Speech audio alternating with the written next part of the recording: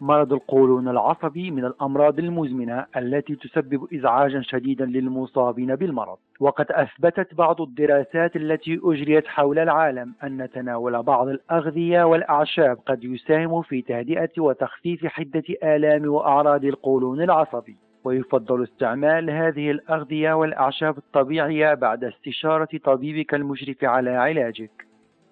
النعناع يعرف باستعمالاته العديدة، ومنها مساعدته في تخفيف مشاكل الجهاز الهضمي وعمله على تهدئة تقلصات الأمعاء. فالنعناع يحتوي على زيوت طيارة تفيد في حالات الآلام المعوية وتساعد في علاج مشاكل القولون. تناوله طازجا أو كمشروب يساعد على تقليل الآلام المصاحبة لالتهاب القولون العصبي، كما يمكن استخدام كبسولات زيت النعناع. بذور الكتان تساعد بذور الكتان في تخفيف آلام الجهاز الهضمي وعلاج مشاكل المعدة والقولون، وأثبتت الدراسات أن تناول 3 ملاعق من زيت بذور الكتان يقضي على آلام القولون بشكل جيد.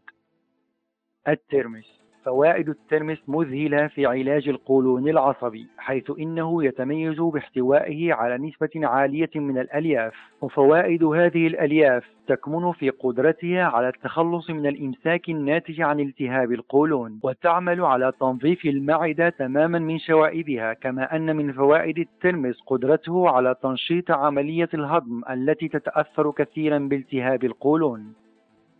الكراوية من الأعشاب المفيدة في حالات انتفاخ البطن وعسر الهضم التي تعد أشهر أعراض القولون العصبي، وينصح بشرب مغلي الكراوية لأنه يساعد على تقليل آلام القولون العصبي. العسل. يعد العسل من أهم الأغذية المفيدة للإنسان، وبالنسبة للقولون العصبي فقد أكدت العديد من الدراسات أن تناول ملعقة عسل بين الوجبات يقلل من أعراض القولون العصبي ويحسن من حالة مريضه. الشمر مفيد للجهاز الهضمي وتخفيف آلام القولون. يمكن تناوله عن طريق غلي بذور الشمر في الماء وشرب المغلي لتسكين آلام القولون العصبي. الزنجبيل هو من الأعشاب التي تخفف من آلام القولون العصبي ويفيد المعدة، وبه العديد من المواد الفعالة التي لها تأثير على الحركة العصبية للقولون. اليانسون من الأعشاب المفيدة لمرضى القولون العصبي، فهو يساعد في تهدئة الأعصاب وتحسين المزاج، وبالتالي يقضي على التوتر الذي يسبب تهيج القولون. الحلبة إحدى الأعشاب المفيدة جدا للجسم، وبالنسبة للقولون فهي تخلصه من المخاط الزائد. كما تعمل الحلبة كملين طبيعي يساعد في عملية الإخراج وتجنب الإمساك الذي يعاني منه الكثير من مرضى القولون. الشوفان يقلل من امتصاص الدهون مما يفيد المعدة، ويعمل أيضا كمهدئ للقولون العصبي. الزبادي واللبن الرايب. يساهم الزبادي في المساعدة على حركة الأمعاء ويمنع حدوث الإمساك، فهو إذن يعالج أعراض القولون العصبي.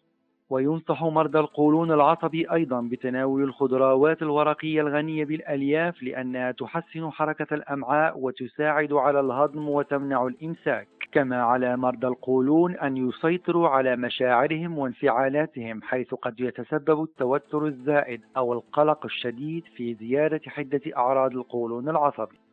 إذا أعجبك الفيديو اشترك في القناة وشاركه مع أصدقائك.